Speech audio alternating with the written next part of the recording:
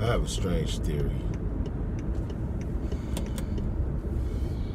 And I'm not absolutely sure that it holds any weight.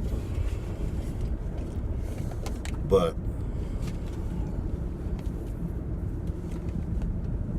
the killing of Nipsey Hussle has really been on my conscience. So I feel the need to talk about it. And why not use a platform like this to have that conversation? Now, about 8 months ago, there was peace talks between Ethiopia and Eritrea. Eritrea being an Islamic state and Ethiopia being a Jewish Beta Israel Orthodox Christian state.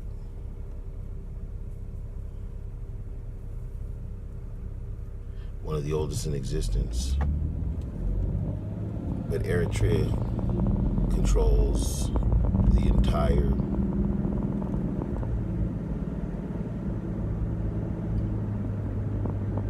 waterfront. I say all this to give you some context because Eritrea and Ethiopia have been in constant conflict and war for well over 100 years. Goes back to, I don't know when, but a lot of conflict over the years.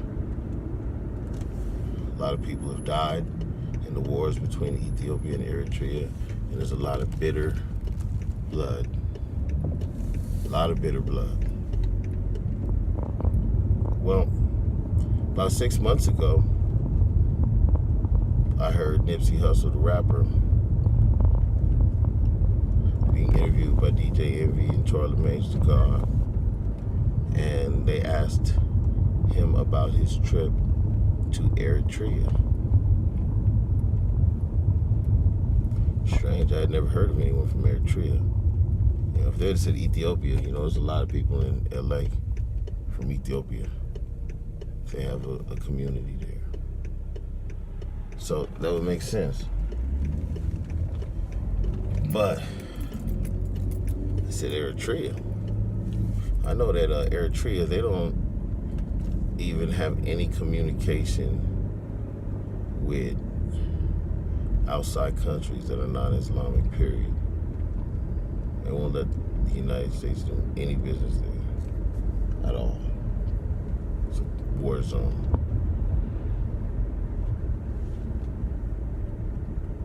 So I thought nothing of it, but you know, it was strange to me that they would say Eritrea. Well, you speed up a few minutes in time, right? Should I say a few moments to be politically correct. And, you know, Nipsey is on fire, man. Business is going, setting up all kinds of commerce all around South Central. But I notice his beard is getting thicker and thicker and thicker. But his mustache is staying relatively short. As though he was aligning himself with Islam. I mean, it's just a theory. He's aligning himself with Islam, you know what I'm saying? And you look at his name, Ermias. I can't even pronounce the brother's last name, but you can look it up. He always talked about his brother and his father being involved in his business. Okay. Brother did some time.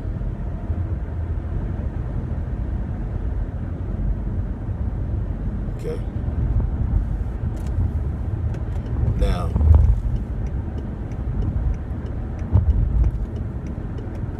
we look at the guy, Eric Holder, that shot him. And as I said in my previous video, they look very similar. And in the picture without the blue rag on his head, the other picture that they're showing, a man has short hair and like 2 scuff marks on his forehead. And man, he looks awfully Ethiopian. So now you rewind back from today till last Monday, right? And all of a sudden,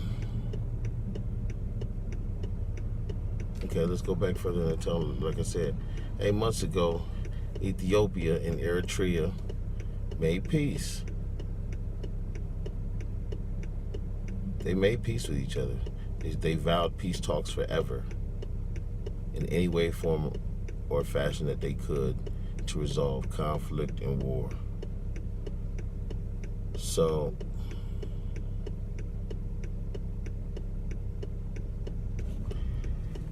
we get to Monday, and CNN drops this line on my phone saying, you know, the Ethiopian airline crashed, or you know, something, but alluding to it in a sinister way, like, you know, something happened. So last night I started to look up some footage on it, and they quite don't really know what happened, but there was some sort of box malfunction, and the tower control couldn't really like override the system and guide the people to safety. So I'm not sure if any dignitaries or any important people were on that plane, but I'm sure there was someone of significance and importance on that plane connected to one of those governments, somebody trying to disrupt any peace talks between Ethiopia and Eritrea, because that could be a serious stronghold of some sort. You know what I mean? And that could mess up certain plans that they have in order to usurp and take over those areas from those people. Same way like how they're trying to really take over the Andaman Islands totally. So, you know, it's like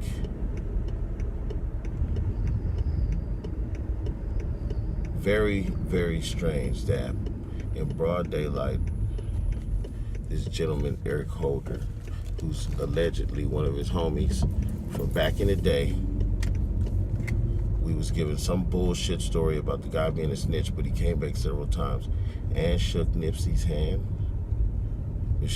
But Nipsey told him to get out of here, and all this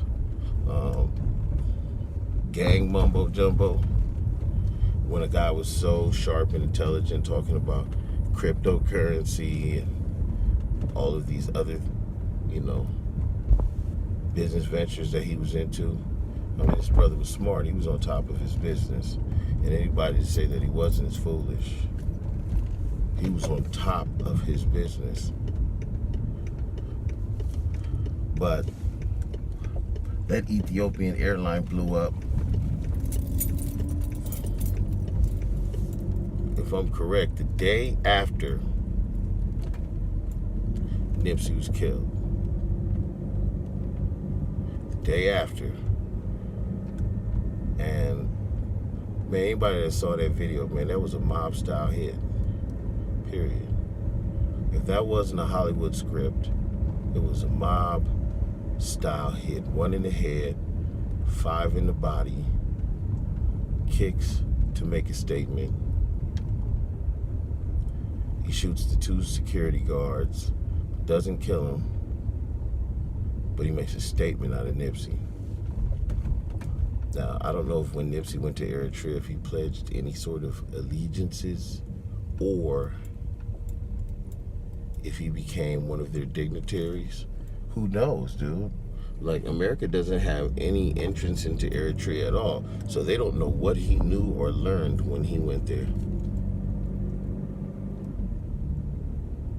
They don't know. And a guy with that sort of money, a very dangerous guy. And the Eric Holder dude, ironically, not only has features and favors of Nipsey, but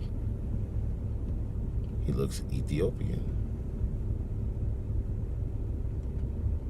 I'm not talking about no conspiracy theories and none of that. I'm talking about straightforward facts. That's what he looks like. And a wiki has not come about of this gentleman's name yet, but I guarantee you that they are going to do whatever they can to hold back numbers.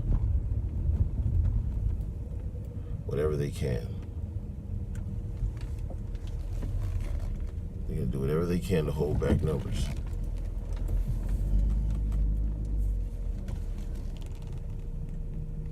So, you can say what you want. You can want what you say.